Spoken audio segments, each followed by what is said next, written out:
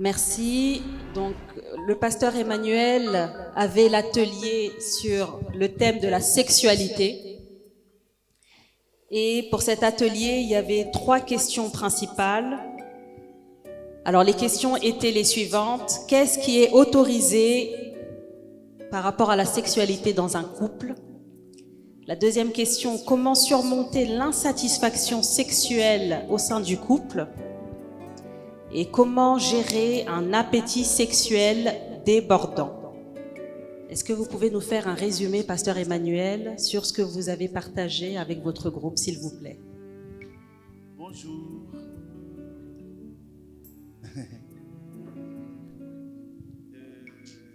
J'ai béni Dieu de ce que je suis en train de parler des choses très très importantes. Que quelqu'un que j'ai surnommé tout à l'heure Kylian Mbappé, et qui était assise sur la chaise où je suis. Vous comprenez de qui je suis en train de parler. Elle a bien joué, j'applaudis, franchement. Elle a bien joué Kylian Mbappé tout à l'heure. Hein? Coup de chapeau à Maman Elie.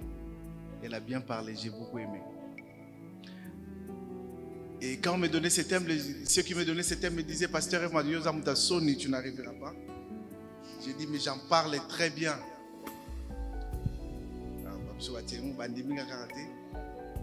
Maman Dadi n'est pas là, oui, bien sûr, mais cela n'empêche pas que l'homme de Dieu puisse parler. La sexualité, c'est une très bonne chose. Un très beau cadeau que Dieu a donné à l'homme et à la femme. Une très grande bénédiction que Dieu a donnée. Dieu n'a pas eu honte de créer l'homme et la femme. Et pourquoi Dieu aura honte de parler de sexe? C'est un tabou de foi au milieu des enfants de Dieu. Quand vous parlez de sexe, vous êtes marginalisé, on vous prend comme si vous étiez païen. Mais non, celui qui a eu la pensée n'est pas un païen, Dieu n'est pas un païen. Il savait qu'en créant le sexe de l'homme, de la femme, ils vont s'unir un jour, il y aura des rapports sexuels et tout. Et pourquoi nous, on ne peut pas en parler?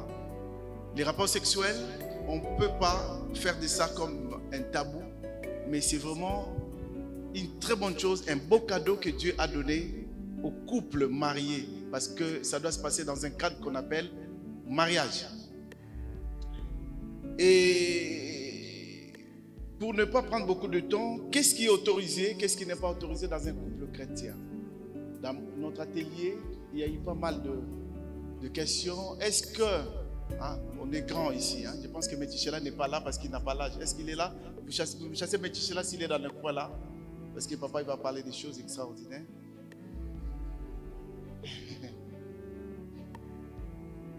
Donc, dans notre atelier, on a dit qu'est-ce qui est autorisé, qu'est-ce qu'on peut faire, qu'est-ce qu'on ne peut pas faire. J'ai dit, allez-y plus loin. Lâchez-vous, dites ce que vous voulez dire. L'autre a dit, non, mais est-ce que si c'est sa femme, est-ce que c'est péché? Ou si c'est son homme, c'est un péché? Ou sinon, faire par derrière, c'est péché ou pas? J'ai écouté, on a écouté dans notre atelier. J'ai dit, il y a des versets bibliques où la Bible parle clairement que vous ne pouvez pas faire le rapport sexuel homme et homme. Ça, la Bible le dit.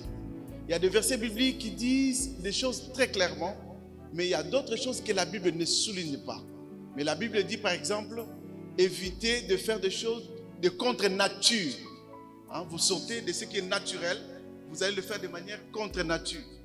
Donc, qu'est-ce qui est permis, qu'est-ce qui n'est pas permis?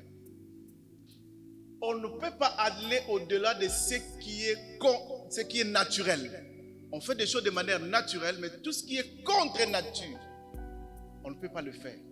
Et tout, c'est un produit d'une conviction que l'on peut avoir. C'est-à-dire quoi? Qu'est-ce que je veux dire par là? C'est-à-dire il y a des choses que la Bible ne dit pas. La Bible n'a pas dit. Mais moi, avec le Seigneur, quand la Bible parle des choses contre nature, qu'est-ce que j'ai comme conviction quand je le fais? Qu'est-ce que l'Esprit dit à moi? Dans notre atelier, on a dit, les rapports sexuels, c'est la chair. Et l'autre a dit, non, il y a aussi l'Esprit. Parce qu'on a le Saint-Esprit. Oui, le Saint-Esprit intervient aussi pour nous dire ce que tu fais c'est bien ou ce que tu fais ce n'est pas bien. Donc quand je fais des choses, qu'est-ce qui est permis? Il faut aussi, il y a la chair, oui, mais il faut aussi que je sache, je suis enfant de Dieu. Quand je le fais, est-ce que Dieu est glorifié ou Dieu n'est pas glorifié? Quelle conviction que j'ai? Parce qu'on ne peut pas tout citer. Il y a tellement de choses qu'on ne peut pas tout citer. Il y a des choses que la Bible interdit. L'inceste, la zoophilie, et la quoi encore? L'homosexualité, merci. Il y a des choses que la Bible a bien énumérées, mais d'autres choses, la Bible n'en parle pas. Et il faut que, étant enfant de Dieu, je puisse savoir ce que je fais. Est-ce que Dieu est glorifié ou n'est pas glorifié? Parce que l'apôtre a dit, il y a la femme, il y a l'homme, il y a Dieu qui est la troisième corde. Donc même pendant l'acte sexuel, Dieu ne s'éloigne pas. Dieu ne dit pas, non, Dieu est là. Pendant l'acte, Dieu est là parce que c'est lui qui est l'auteur. N'oubliez pas. Quand nous parlons de Dieu est l'auteur du mariage, ça ne veut pas dire que bon, Dieu est l'auteur seulement dans Sangisa Bangoto Soukeliwanate. Dans Sangisa Bangoto Soukeliwanate, mais dans Kena Bangoto na chambre. Dans quoi assister, Dieu est là aussi. Il faut penser à ça. J'ai répondu, je pense. Hein? Je vais aller plus loin. 2 minutes. Comment surmonter l'insatisfaction sexuelle? L'insatisfaction sexuelle est due à beaucoup de causes. Hein? Il y a beaucoup de choses qui créent l'insatisfaction sexuelle. Il y a peut-être l'homme qui n'entre pas en érection. Il y a peut-être la femme, comme on a dit dans notre atelier, la femme qui est comme ça, au monde, il y a le barreau bien. Il y a quoi? Il y a l'égoïsme, comme l'a dit l'apôtre. L'homme est égoïste. Il vient, il fait les choses vite fait. C'est comme si un soldat qui va à la guerre. La femme qui reste. Et après, il y a les rapports sexuels trop rapides. Ils sont raillés comme amoureux. Voilà. Toutes ces choses font que l'homme ou la femme puisse entrer dans l'insatisfaction. Mais comment régler ces choses? C'est lorsque vous en parlez. La femme dit, bon, en tout cas, franchement, moi, je suis insatisfait dans ce qu'on est en train de faire. L'homme dit, moi, je suis insatisfait. Alors, quelle est la base de l'insatisfaction? Non, parce que toi, tu n'entres pas en érection, c'est déjà un problème, donc on ne peut pas faire ça. Il faut qu'on puisse voir le médecin, il faut qu'on prie, on voit les hommes de Dieu prier pour ça. Il ne faut pas avoir honte. Quand vous avez un problème d'érection, venez voir les hommes de Dieu, nous prions pour vous des cas pareils, et Dieu est capable d'arranger ton érection. Il y a des femmes qui ont ce qu'on appelle la frigidité, et voilà, on en parle tellement aussi avec les femmes, donc il y a ma campagne italienne.